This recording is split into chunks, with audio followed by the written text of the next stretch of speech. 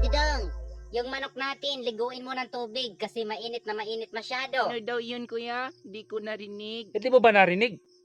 Ang sabi ni mama mo, liguin mo daw ang inyong manok ng tubig ng mainit na mainit masyado. Ay, sige po, pupuntahan ko na po. O sige, punta na.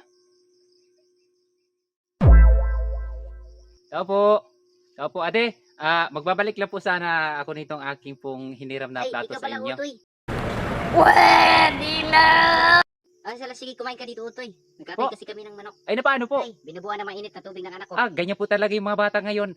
Ate, kasi talagang babantayan na talaga masyado kasi hindi na natin alam kung anong ginagawa. Wala siya, sige, Ah. kumain ka na dyan.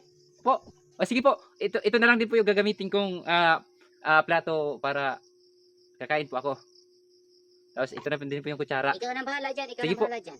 Salamat.